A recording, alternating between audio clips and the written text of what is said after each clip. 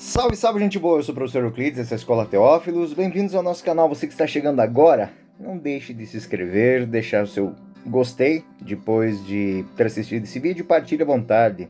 Seu grupo de família, grupo de catequizandos, grupo de estudo bíblico, faça com que o nosso canal chegue a cada vez mais lugares, que mais pessoas possam estudar e se apaixonar pela Palavra de Deus, como você já se apaixonou. Muito obrigado também a todos os nossos colaboradores do canal, aqueles que de maneira formal ou informal fazem a sua doação aqui no canal. Muito obrigado a todos vocês ajudam a manter este canal sempre em dia. Bom, gente boa, hoje estamos na 22ª lição sobre o livro do Gênesis, estamos tratando de Abraão, esse grande patriarca, e hoje nós vamos entrar em contato com um texto muito importante, é o texto da promessa. Vamos entender certas simbologias, certas imagens que o texto bíblico nos dá como referenciais. Então essa lógica que nós vamos aplicar hoje é para entender o rito do pacto que se encontra nos capítulos 15 a o 18. Então, vamos à aula de hoje. A promessa de Deus aos descendentes de Abraão. A promessa e seus descendentes. Então, vamos ver como é que nós podemos entender profundamente este texto. Bom, vamos lá. Abraão é um teófilo, um amigo de Deus. Por isso, a apresentação do narrador, como o narrador faz isso no livro do Gênesis, é para que Abraão se torne o pai da fé. O caráter exemplar é a fé. Mas não podemos esquecer, e talvez devêssemos fazer isso, é preciso entender como é que essa compreensão do narrador a propósito de Deus como amigo de Abraão. Nós temos Abraão que é amigo de Deus, ok? Mas como Deus se mostra amigo de Abraão? É uma forma de apresentar, um relato diferente, uma maneira diferente, algo que não tinha sido dito até então. Ou seja, nas tradições antigas, nas tradições do Oriente, o homem até é amigo de Deus, mas Deus não é amigo do homem. Então esse relato é diferente. E aqui se encontra algo que muitas vezes eu escuto aí nos sites que a gente assiste, em alguns vídeos de algumas pessoas dizendo, porque assim, porque Deus é um Deus mau que preparou, que nada disso. A maneira do autor bíblico olhar para Deus é uma maneira de entender uma relação que há entre Deus e o homem diante de algo totalmente diferente. E aí, quando alguns estudiosos, assim, que eu acredito que não são tão sérios quanto deviam ao tratar desse texto, vão dizer que Deus é mau, que Deus é vingativo, que Deus... Eles não estão entendendo e muitas vezes aplicam adjetivações a Deus, a Yahvé, que não provém do texto bíblico, provém da maneira de ver a divindade de outras culturas pagãs, às quais o texto vem dar um novo ensinamento, um novo contraponto. Então é exatamente isso. Então, quando nós escutamos alguns tipos de relatos e vemos alguns mestres falarem disso, alguns estudiosos, especialistas falarem disso, eu tenho muito muito pesar em saber que as pessoas gastam tempo desinformando as outras pessoas sobre o texto bíblico. O texto bíblico, ele quer mostrar que Deus, Yahvé, é diferente daquilo que se tinha. E muitas pessoas querem que a gente acredite que Yahvé é apenas mais um entre um rol, num panteão de deuses espúrios, vingativos e rancorosos. E não é assim. Bom, no capítulo 15 do livro do Gênesis, nós vamos encontrar um momento importante na história. E é um momento importante porque é o narrador bíblico querendo mostrar que Deus faz um pacto com o patriarca. Isso é algo novo, porque o homem faz pactos com Deus, o homem faz propósitos para Deus. Mas aqui temos algo de novo. Deus vem ao encontro do homem e faz um pacto com o homem. Um dado tão bonito, tão profundo, que se não fosse fruto da revelação divina, nunca teria sido, porque essa não é a maneira usual do homem pensar. O povo de Israel, ele pensa Deus de uma maneira diferente, pensa a divindade de maneira diferente. E isso talvez ainda não seja bem compreendido na cabeça de muita gente. Ou seja, por que todo mundo pensava assim e o povo de Israel pensa assim? Estude a relação que o povo de Israel tem com seu Deus. Esse é o ponto de transformação, a ruptura. Né? Isso é algo de novo, era isso que transformava a vida das pessoas. Então, é uma aliança que vai antecipar a grande aliança de Deus feita no deserto, que é uma antecipação da aliança com o povo que nasceu de Abraão. A iniciativa é de Deus e tudo sempre começa a partir dele. O narrador é insistente em apresentar isso. Prestem atenção. As promessas e o pacto. Gênesis 15, 1, 2. Depois desses acontecimentos, a palavra do Senhor foi dirigida a Abraão. Numa visão, nesses termos. Nada temas, Abraão. Eu sou o teu protetor. Tua recompensa será muito grande. Abraão respondeu: Senhor Yahvé, que me dareis vós? Eu irei sem filhos. Eu errei sem filhos. Caminhei sem filhos. E o herdeiro de minha casa, Eliezer de Damasco. O essencial que lhe falta, ele não tem.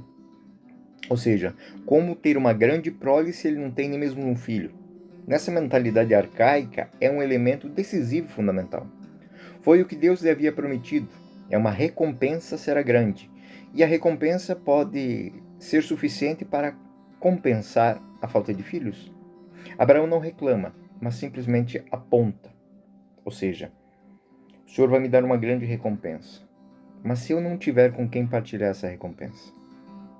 Se eu não tiver com quem dar, a quem partilhar essa recompensa, a quem deixar esta herança, esse pacto, ele se funda exatamente em quê? E aí Gênesis 15, 3, 5. E ajuntou: Vós não me desses posteridade. Engraçado, aqui é usado o plural majestático, né? Vós não me desses posteridade. E é um escravo nascido em minha casa que será meu herdeiro. Então a palavra do Senhor foi dirigida nesses termos: Não é ele que será teu herdeiro, mas aquele que vai sair de tuas entranhas. Opa! Aqui temos um pacto, um compromisso, uma verdade que não tinha sido dito antes.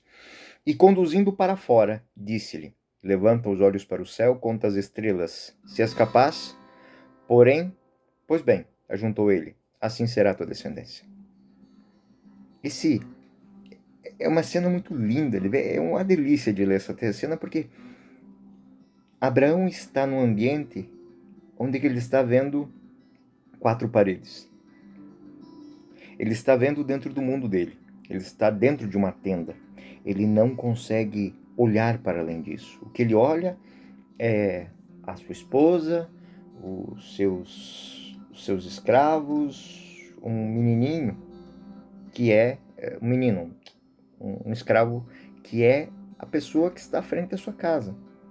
Será esse o meu herdeiro? É para ele que eu vou ter que deixar tudo isso? E aí Deus: Não, Abraão. Teu herdeiro vai sair das tuas entranhas. Algo de novo aconteceu. E aí é muito interessante. Deus chama ele para fora, manda ele contemplar a imensidão dos céus e contar as estrelas. Ou seja, Deus convida Abraão a expandir o seu olhar, a olhar para um outro horizonte. A cena, ela é deliciosa porque ela precisa ser imaginada. Eu imaginei essa cena, isso que eu passei para vocês. Devemos também, busquem recriar isso. Uma noite no deserto. O céu estrelado, sem luz nenhuma, que ofusque a magnitude de um céu estrelado no deserto. É uma cena muito bonita. É um elemento narrativo muito importante porque Abraão é levado para fora por Deus, a fim de ter uma perspectiva do mundo, uma perspectiva da vida, uma perspectiva do futuro, contemplar e compartilhar com Deus a perspectiva que Deus tem. Abraão tem que sair. Estamos novamente naquele ponto de partida, lá do capítulo 12, sai da tua terra. A história não fez grandes progressos do ponto de vista da trama, estamos sempre lá, é sempre um recomeço. Sai para fora, Abraão. Abraão, para fora da sua tenda, para fora da sua maneira de pensar. E aqui, novamente, eu digo, olhem para isso, colocando perguntas certas para a sua vida. Quantas vezes Deus quer mudar a sua vida, mas você está olhando para dentro da tenda. Sai da tenda, sai da casinha, sai da caixinha. Expande o teu horizonte. Começa a olhar as coisas com o olhar de Deus. Não a curto prazo, a médio prazo, mas a longo prazo. Os investimentos que você faz agora na sua vida, dentro do seu projeto de vida, estão dentro dessa lógica. Não é para amanhã. Nós estamos vivendo no mundo do hoje, do aqui, do agora. É tudo muito rápido. As pessoas estão ficando enfastiadas disso. A palavra fastídio, cheias. Mas é um cheio negativo. Porque as pessoas estão olhando para a mesma tela de computador, as pessoas estão olhando para a mesma parede do quarto, estão olhando para o mesmo teto. Elas não saem, elas não olham, elas não saem para cima de uma montanha e olham o mundo como o mundo é. Elas não vão para o caminho, olham o caminho como ele é. A gente vê as coisas pelo retrovisor e isso é errado. A gente perde a perspectiva da nossa natureza, do nosso passo a passo, do nosso ponto a ponto. Se eu quero sair de um ponto e ir a outro, eu tenho que traçar uma reta, fazer um projeto e botar o pé na estrada. É isso que Deus está dizendo para Abraão. Abraão, isso vai acontecer na sua vida, não tenha medo. Sai do teu mundinho de achar que as coisas que você tem agora vão determinar as coisas que você vai conquistar amanhã. Essa é a grande lógica que Deus está colocando para o patriarca. Essa imagem é rica, simples, mas muito profunda. Ela conta dinâmica numa perspectiva de experiência espiritual, de teofania. Teofania. Quantas conquistas nós já tivemos na vida, quantas conquistas você teve na vida e quantas você já perdeu por não conseguir olhar nessa perspectiva. Essa dinâmica do sair é a dinâmica da imagem do renascimento, de ver a luz, de vir à tona. É a imagem de olhar para o novo. É a imagem da mudança, a imagem da libertação, da quebra de paradigmas. O tema fundamental da teologia de Israel é a libertação da escravidão do Egito. Eu sou o Senhor que te tirou da terra do Egito. Mas quantas vezes nós carregamos o nosso Egito de estimação no coração, na mente, nas palavras, na maneira de pensar, nos nossos conceitos e preconceitos? E aí, Deus conduz Abraão para fora e mostra um horizonte imenso, mas noturno. A cena, ela é em simbolismo, ela é muito rica. Este velho sai da tenda onde não consegue dormir e no profundo silêncio do deserto ele vê o céu cheio de estrelas. Ele vê a luz, mas ainda está no escuro. Ele vê uma infinidade de luzes e sente dentro de si essa garantia de Deus. Gênesis 15:5. E conduzindo para fora, disse-lhe Deus: levanta os olhos para o céu e conta as estrelas, se és capaz. Pois bem, ajuntou ele assim será a tua descendência. É muito importante essa nota. Deus que conduz Abraão. Deus dirige. Deus que fala com Abraão. Se és capaz. O plano humano de Abraão é muito limitado. É limitado. Se resume àquilo que ele tem dentro daquela tenda. E o que Deus impõe fica muito aquém. Aquilo que Deus quer dar fica muito além daquilo que ele consegue compreender. É que ele está olhando para as ferramentas humanas e está se esquecendo do dom de Deus. Gênesis 15:6. Abraão confiou no Senhor, e o Senhor lhe imputou isso para a sua justificação. Ou seja, no momento em que Abraão abriu seus olhos e confiou em Deus, Deus garantiu a Abraão a sua justificação. O versículo 6 ele é muito importante porque já foi citado outras vezes no Testamento. E em outros tantos textos, caros da teologia, São Paulo vai falar muito disso. Devemos fazer uma pausa aqui e entender muito bem isso. Abraão acreditou no Senhor. Abraão creu em Deus. Abraão lançou-se no caminho da fé. É a primeira vez que se diz isso. Até agora o narrador sempre apresentou Abraão que obedece. E sem discussão faz o que o Senhor lhe diz. O Senhor diz a ele: vá embora da tua terra. Abraão partiu. Agora a atitude é mais profunda, é mais ampla. Abraão acreditou no Senhor.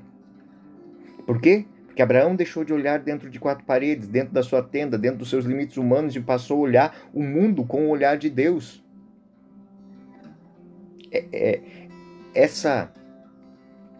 O Senhor diz: sai dessa terra. E ele sai. Mas ele ainda saiu não crendo. Agora ele sai e crê. A fórmula hebraica vai dizer que houve um amém final. Abraão acreditou no Senhor. Abraão disse amém. Em hebraico, a expressão amém indica que é sólido e é usado de fato como resposta a alguém que diz sim. Não é apenas sim, eu vou sair da minha terra. Sim, eu acredito em ti, na tua promessa, no teu propósito, no teu caminho. É crer incondicionalmente. Portanto, é a aceitação inteligente do que vê aquilo que lhe é proposto e diz amém. É quando a gente está no momento de oração e entende algo. E quando a gente entende esse algo, a gente diz amém. O verbo hebraico dessa raiz aqui está de forma casual, né?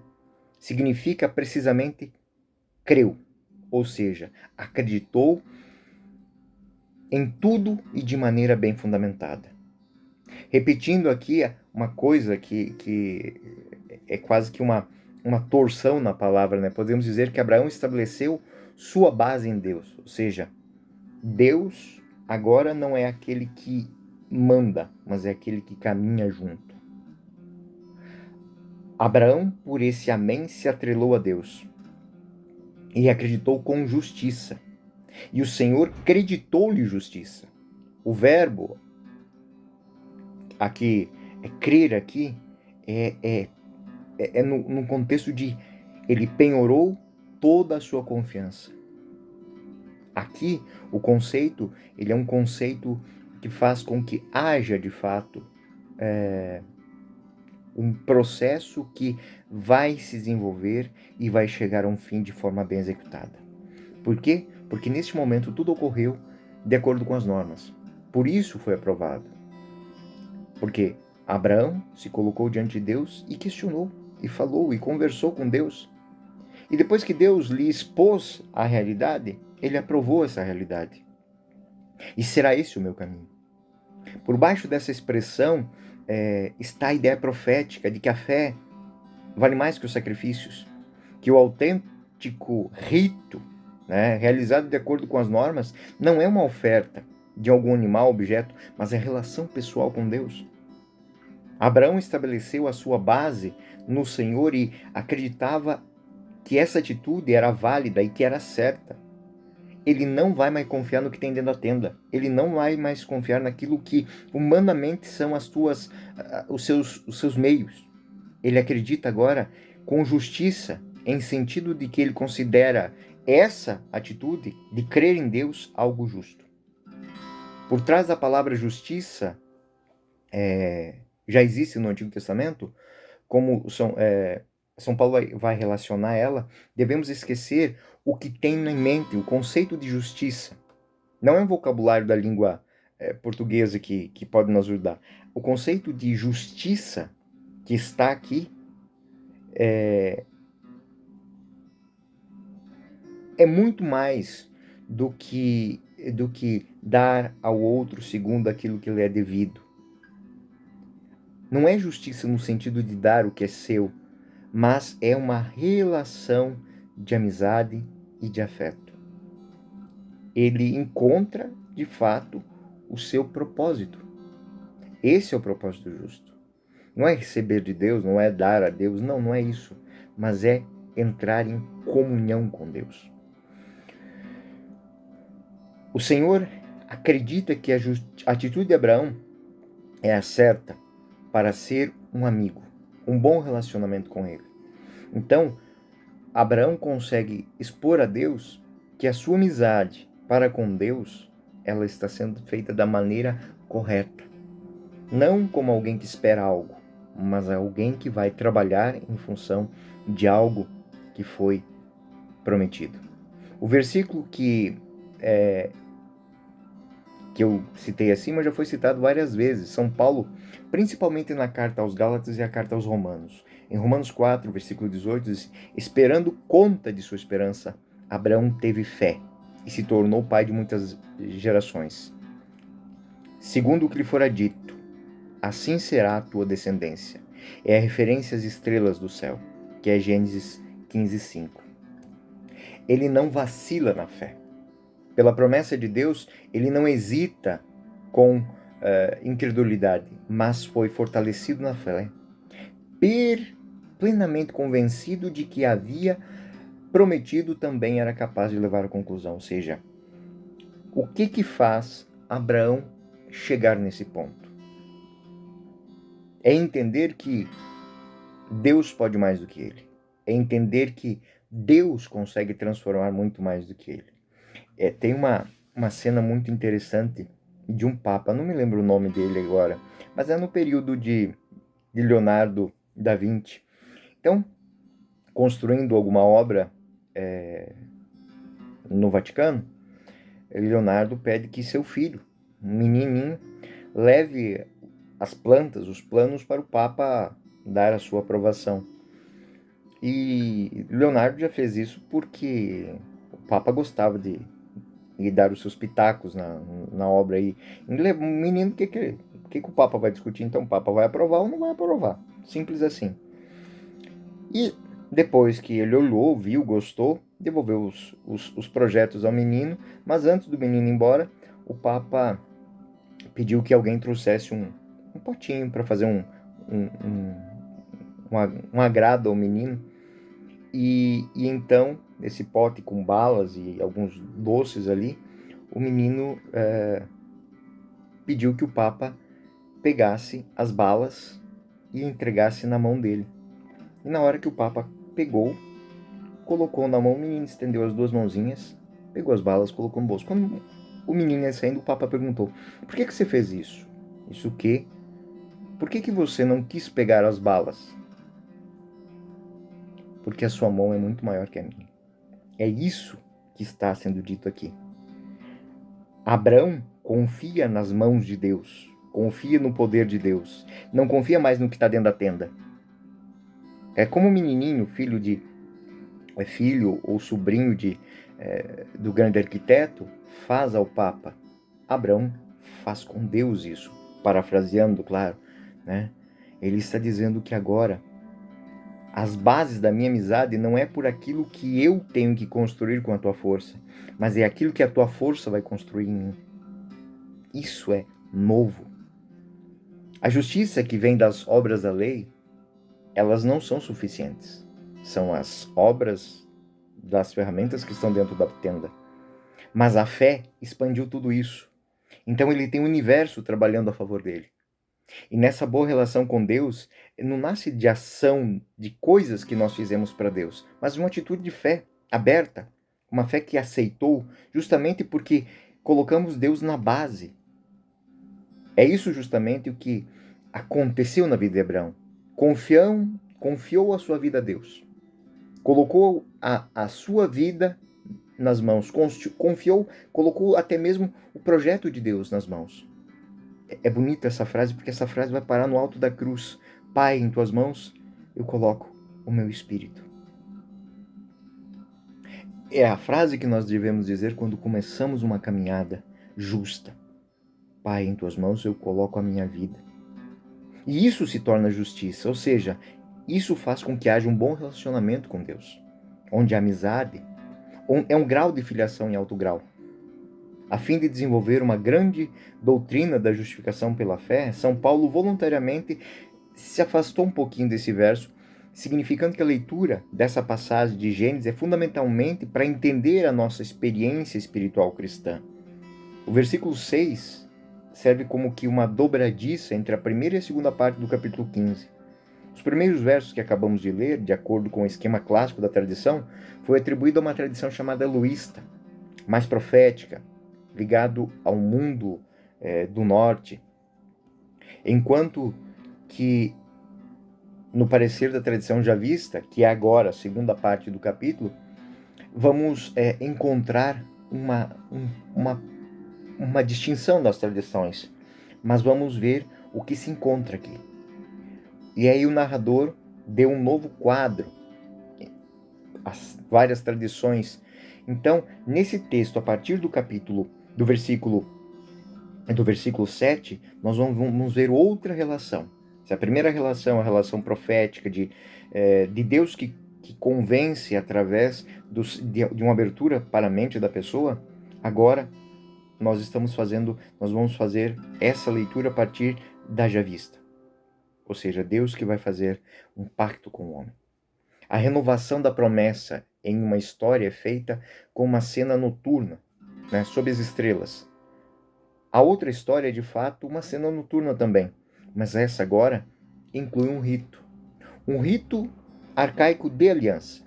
Gênesis 15, 7. E Deus disse: Eu sou o Senhor, que te fez sair de Ur da Caldeia, para te dar esta terra. E nesta nós vemos a fórmula do início do Decálogo. No capítulo 20 do livro do Êxodo, eu sou o Senhor, teu Deus que te tirou da terra do Egito.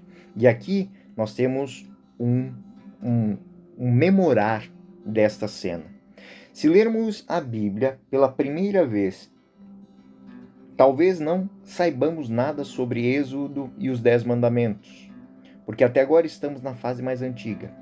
Mas como vocês já são leitores assíduos e sabem como é que isso se encontra, já nós encontramos a outra história. E quando lemos o Decálogo, nós somos trazidos para cá, para este momento. As duas coisas estão intimamente relacionadas, o Decálogo e o pacto com Abraão. O pacto de Abraão antecipa o pacto do Sinai. O pacto sinaítico é a aplicação do pacto de Abraão. Como vemos, é sempre a mesma história. É a mesma história. É a maneira usual de Deus se relacionar com a humanidade. Deus fala, repete, fala de novo, repete de novo, até que o homem entenda: eu sou o Senhor, que te trouxe para fora, que te fez sair para olhar este monte, para olhar essa terra e para tomar posse dela. Aqui temos uma nota: Abraão não reclama, mas enfatiza a grandeza dessa promessa. Gênesis 15, 8. Senhor Javé, como poderei saber que vou possuí-la? E o narrador acena um estranho ritual. Assim, devemos pensar sobre o significado disso. Não imaginar. O significado é esse mesmo. Se há pouco eu te convidei para imaginar uma noite de estrelas no deserto, podemos entender agora, de fato, que entender ela dessa maneira, nós podemos aqui não entender muito bem a mensagem agora. Então eu vou pedir para que vocês entendam dessa maneira. O rito que vai ser evocado aqui, o rito de pacto é evocado. Esse rito de pacto era algo que os povos antigos faziam em menção a algo que tinha acontecido em outras teofanias, em outras histórias do mundo, onde Deus ele lutou contra um dragão, contra o monstro do caos, destruiu e estraçalhou. E dessas peças ele fez o quê? o mundo, o universo. Para fazer um pacto entre duas pessoas havia um rito que era usado na antiguidade, muito comum, que era matar o animal e rasgá-lo. O animal era dividido em duas partes e as duas metades eram colocadas uma do lado da outra, né? E os empreiteiros passavam publicamente no meio da carcaça do animal. Então, quando alguém ia fazer uma obra, construir, ia fazer alguma coisa, se fazia esse gesto. Provavelmente a raiz é arcaica, como disse, né? Que se perdeu. As pessoas passam a fazer coisas sem saber de onde é que elas veio. De onde o Deus do caos primordial, ele matou o monstro caótico, esquartejou as partes e com a metade ele fez o céu e a outra metade ele fez a terra. Então, entre o céu e a terra, quando se passa entre as duas partes da carcaça, se passa entre o céu e a terra, é um momento de união do divino com o terrestre, do terrestre com o divino. O esquartejamento desse monstro primitivo permitiu o nascimento do nosso mundo, uma espécie de ritual que se repetiu quando e aí, quando se quer colocar as bases da justiça, quando se quer colocar as bases divinas, se faz isso. Esquartejar um animal tornou-se para o povo, claro, dentro dessa tradição antiga, um gesto simbólico que reproduziu de alguma forma a fundação do mundo. Foi dito, né, que aqui se estabelece novas bases. Provavelmente nem eles sabiam o que tinha tornado o ritual habitual para fazerem sempre. Precisamente porque o significado antigo já tinha se perdido. Então eles criaram algo muito simples, né? O simbolismo aqui é algo muito interessante, porque é uma automaldição. Aquele que passa entre os animais mortos dessa forma, dizem que aconteça com eles o que aconteceu com os animais, se não manter a palavra que foi dada. Enquanto se compromete passando entre aquele animal morto, existe uma maldição, uma automaldição sendo formulada. Eles podem me tratar da maneira com que esse animal foi tratado se eu não cumprir o compromisso que eu estou fazendo. E para ter uma confirmação, devemos ir ainda no livro do profeta Jeremias 34, esse rito é colocado lá. Nós saímos do 1800 e viemos para 590 a.C. O rei Sedecias faz isso, um pacto, né? Jeremias 34. Os homens que violaram minha aliança não observaram as cláusulas de acordo com o celebrado em minha presença, vou tratá-los como touro, que cortaram em dois para passar entre as metades. Os chefes de Judá e Jerusalém, eunucos, sacerdotes e toda a gente da terra passaram entre as duas partes do touro. E eu entreguei aos seus inimigos aqueles que lhes procuraram tirar a vida, e aos cadáveres servirão como pasto das aves do céu. Ele diz que eles fizeram um rito de automaldição. Eles disseram que eles podem ser mortos se não mantiverem a palavra. Eles vão fazer isso, esse mesmo fim, dentro de 2 ou 3 anos, né? Nabucodonosor, ele conquistará Jerusalém, fará e dará fim aos grandes líderes de Jerusalém. O profeta Jeremias tornou a palavra viva contra uma atitude hipócrita do povo. Não foi o Deus que falhou com o povo, foi o povo que falhou com Deus. Então, em Gênesis 15, nós vamos ver isso. Agora vamos voltar para o ano 1800, estamos no deserto, de frente da tenda de Abraão, vemos o patriarca preparando esse rito. Gênesis 15, 9, 11. Toma uma novilha de 3 anos, respondeu-lhe o Senhor. Uma cabra de 3 anos, um cordeiro de 3 anos, uma rola e uma pombinha. Abraão tomou esses animais, dividiu-os pelo meio, colocando 2 metades, uma de frente à outra. Mas não cortou as aves. Vieram as aves de rapina e atiraram-se sobre os cadáveres e Abraão os expulsou. Detalhe: pertence à natureza arcaica do rito, diferente dos tipos de animais, alguns divididos, outros não, né? Devem ter um certo número de anos. Tudo isso nos escapa. Não sabemos por que esses simbolismos foram colocados. Mas Abraão sabe o que tem que fazer. Ele está preparando o ritual, as aves de rapina gostaram de comer as carnes, mas Abraão as afasta. É um sinal negativo. Há perigos. Abraão está esperando, está atento. Ele não quer que esse processo seja interrompido. Gênesis 15, 12. E eis que ao pôr do sol veio um profundo sono a Abraão, ao mesmo tempo que o assaltou um grande pavor e uma espessa escuridão.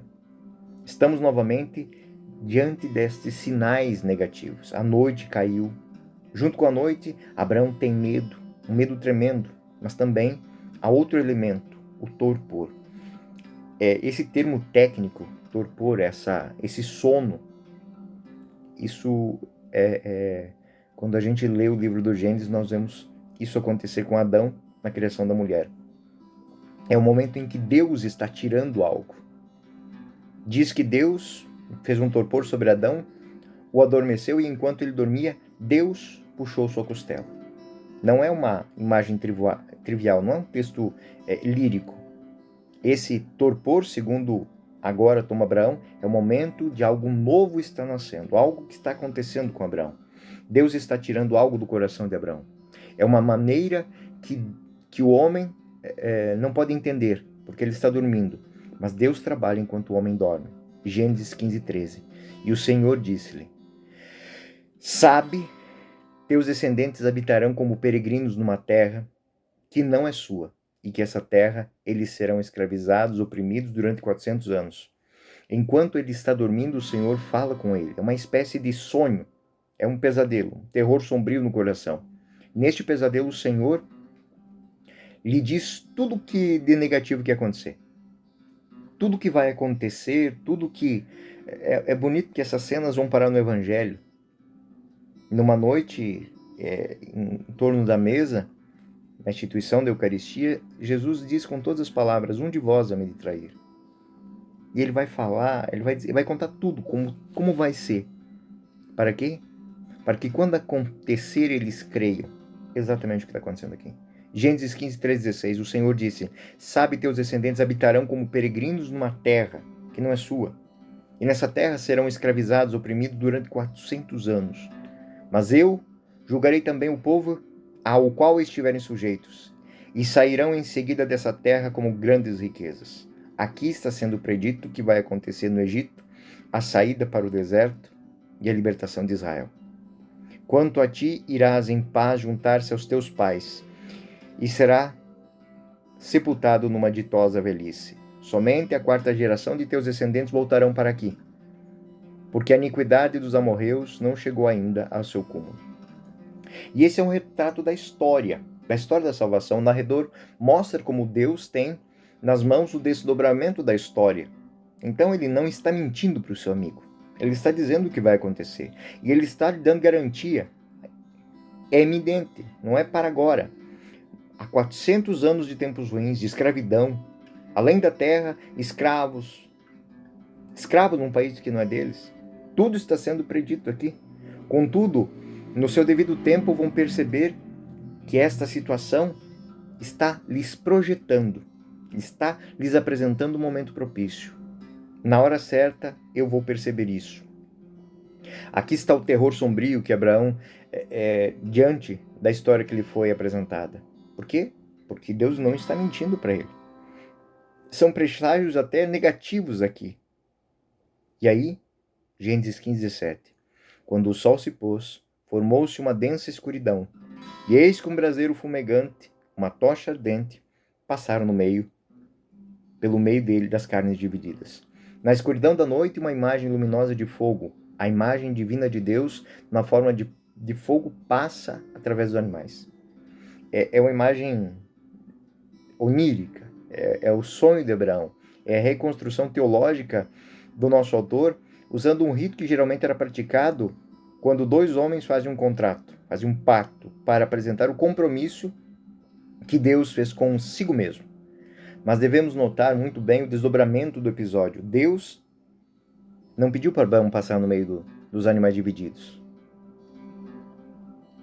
Deus passou pelo meio dos animais divididos. O empreiteiro é Deus, o compromisso é de Deus. Abraão está dormindo, Abraão não faz nada. Abraão não pede nada. É um ensinamento teológico muito importante aqui, ligado à fé de Abraão. Ele acreditou em Deus e foi acreditado em justiça. Então Deus, lembra do que eu falei antes? Deus está dizendo: Deus está se colocando no lugar daquele que está fazendo uma auto-maldição. Eu não vou trair a minha. A ação de Abraão é confiar em Deus, estabeleceu-se as bases nele. Apesar do medo, apesar da noite, apesar dos presságios negativos, Abraão confia. Gênesis 15:8. Naquele dia o Senhor fez aliança com Abraão. Eu dou, disse ele, esta terra a teus descendentes, desde a torrente até o rio Eufrates. Em hebraico, o verbo cortado, usado para fazer o pacto, não permaneceu muito, mas é muito próprio daquilo que a gente diz assim, as pessoas dão-se as mãos, fechado, negócio fechado. Então Deus se comprometeu mostrando essa presença. Ele está guardando essa proposta. Isso, na perspectiva do cristianismo, é muito interessante porque aquilo que foi prometido a Abraão vai se cumprir apesar da cruz. Ou seja, quando nós permitimos isso, na perspectiva da cruz, nós vamos entender que o pacto foi realizado com Deus sendo morto. É a auto-maldição, ou seja, aliança com Abraão, Deus vai levar a sério até a cruz. Morreu de morte, morte cruel, morte de cruz, porque esse é o pacto. No novo pacto, Deus se permite ser morto seriamente, não apenas em palavras, mas na realidade, para criar essa nova relação com a humanidade, para criar uma relação de intimidade. Gênesis 15:18. Eu te dou a terra aos teus descendentes. No ano 400, eles tomaram posse dela, mas eu já lhes dei.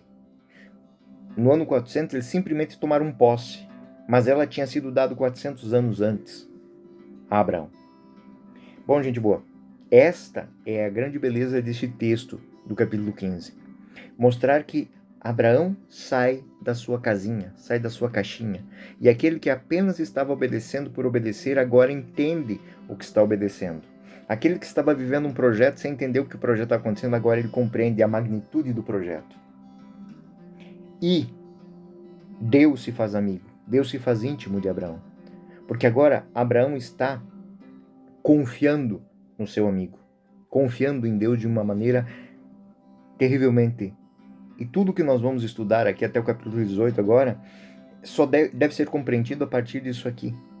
Abraão que vai ir ao monte, vai sacrificar seu filho, ele não quer duvidar, ele não vai duvidar, ele vai se lançar, porque Deus lhe é fornecedor desta promessa. Ele confia. E Deus, por seu lado, está fazendo um pacto com ele. É muito interessante. Deus prometeu e vai cumprir. Deus prometeu que iria dar a vida por Abraão. E deu. Deu a vida de seu filho único. Isso é muito interessante, isso é muito rico. Então, na próxima aula nós vamos tratar dos desdobramentos dessa promessa, dos desdobramentos desta profissão de fé de Abraão. Eu creio em Deus, em tudo que Ele é, naquilo que Ele tem. E por outro lado, tudo que Deus faz para cumprir essa promessa. Sem meio termo, sem desvios, sem toques mágicos. Tudo vai acontecer no seu tempo, de acordo com aquilo que lhe foi prometido. Eu sou o professor Euclides, essa é a Escola Teófilos. Muito obrigado pela sua audiência ao nosso canal. Até o próximo vídeo. Fiquem com Deus.